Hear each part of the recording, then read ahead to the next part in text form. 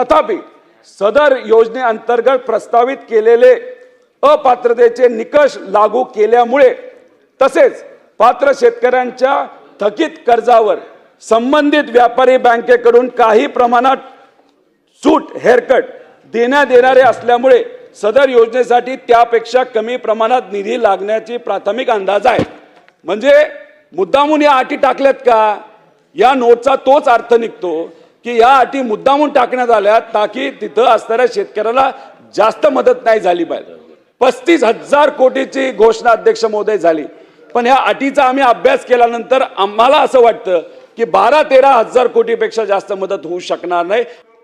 आणि त्यांनी ही कर्जमाफी कशी चुकीची, त्याच्यामध्ये काय बदल करायला पाहिजे हा प्रामाणिकपणे सांगण्याचा प्रयत्न केला। पण अध्यक्ष महोदय कितीही प्रामाणिकपणे हे आमदार बोलले असले तरी उत्तर सुद्धा त्याच प्रामाणिक पद्धतीने येणं महत्त्वाचं आहे अध्यक्ष महोदय।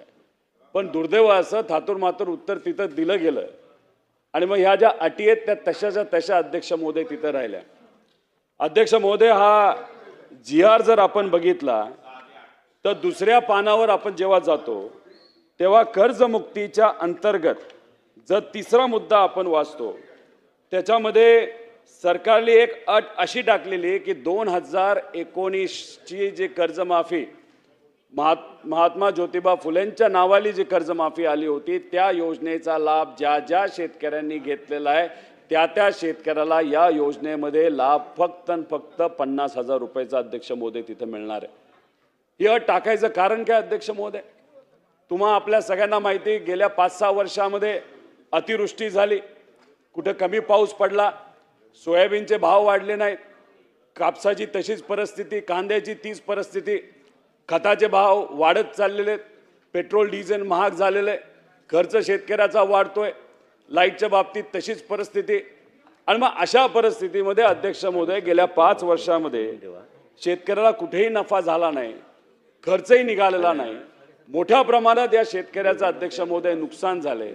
मग असं नुकसान जर शेतकऱ्याचं तिथं झालं असेल आणि मग 2019ला त्यांनी त्यावेळेस जर त्या कर्जमाफीचा लाभ घेतला असेल तर या कर्जमाफीमध्ये त्या शेतकऱ्याला 2 लाखाची कर्जमाफी देण्यामधून का आपण अध्यक्ष महोदय वंचित ठेवतोय?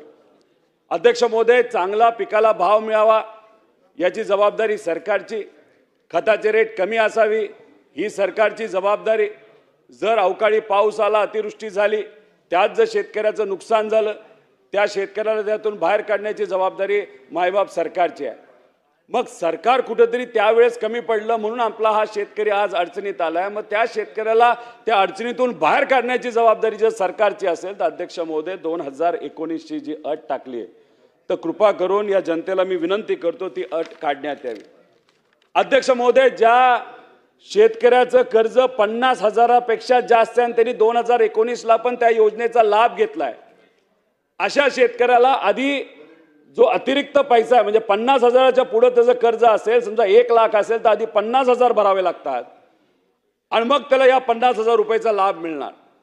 1.5 लाखाचं कर्ज घेतलं असेल आणि त्याच्या व्याज आणि पेनल्टी पकडून समजा 2 लाखावर गेला असेल तर 1.5 लाख भरावे लागणार आणि मग 50,000चा लाभ तिथं मिळणार आहे। अध्यक्ष महोदय, तुम्हा आपल्या सगळ्यांना माहिती आहे आज परिस्थिती काय, 2025ला अतिवृष्टी झाली, त्यात मोठ्या प्रमाणात नुकसान झालं, 98 लाख हेक्टरवर नुकसान झालं। आता आपण बोलतोय मुंबईत चांगला पाऊस आहे, पुण्याच्या ठराविक ठिकाणी पाऊस आहे, कोकणात पाऊस आहे, पालघरला पाऊस आहे, नाशिकला पाऊस आहे, पण अध्यक्ष महोदय 70% महाराष्ट्रामध्ये अजून पाऊस झालेला नाही। त्यामुळे येणारं वर्ष हे फार अडचणीचं आहे। सरकारने सांगितलं, मुख्यमंत्री साहेबांनी सांगितलं अल निनो येणार आहे आणि त्यामुळे पाऊस कमी होणार आहे। आता बऱ्याच ठिकाणी पेरणी झाली पण आता परत पाऊस येत नसल्यामुळे मोठ्या प्रमाणात अध्यक्ष महोदय तिथं अडचणी येत आली। मग येणार कुठून पैसे अध्यक्ष महोदय हे वरचे पैसे देण्याला?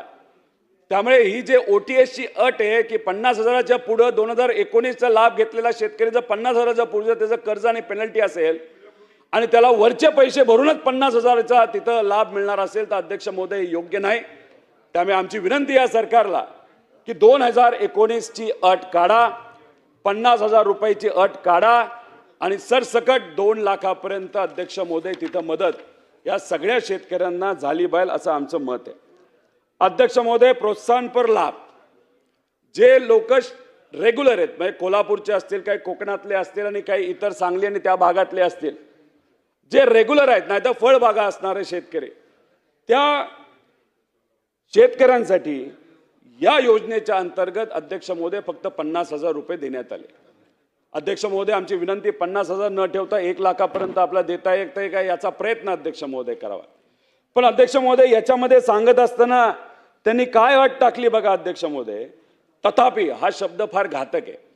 म्हणजे तथापि अशा पात्र शेतकऱ्यांना सन 2025-26 व सन 2026-27 या आर्थिक वर्षात अल्पमुदत पीक कर्ज घेतले असल्यास अशा कर्जाची देखील विहित मुदतीत परतफेड करणे अनिवार्य आहे.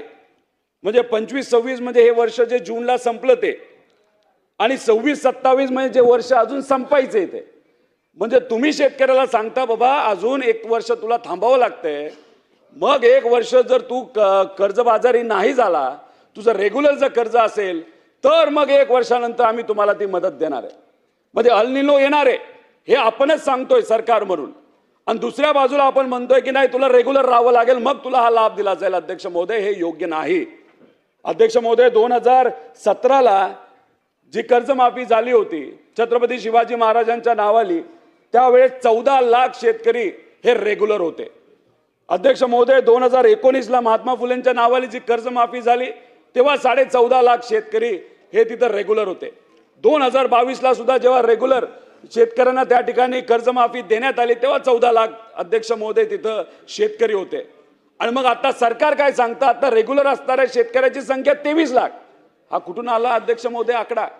त्यामुळे ही अट काढली तर कमीत कमी 14 लाख शेतकऱ्यांना अध्यक्ष महोदय तिथं फायदा होणार आहे. त्यामुळे कृपा करून या अटी ठेवून चालणार नाही असं आमचं सगळ्यांचंच मत आहे. फक्त याच बाजूच्या आमदारांचं मत आहे असं नाही अध्यक्ष महोदय, त्या बाजूच्या आमदारांचं सुद्धा तेच मत आहे. फक्त काही लोक बोलू शकतात, काही लोक बोलता येत नाही, आम्ही आक्रमक भूमिका घेऊ शकतो, पण त्या बाजूच्या जे आमचे आमदार आहेत ते फक्त विनंती करू शकतात. आणि याच्यासाठी अध्यक्ष महोदय आम्ही पंढरपूरला बसलो होतो.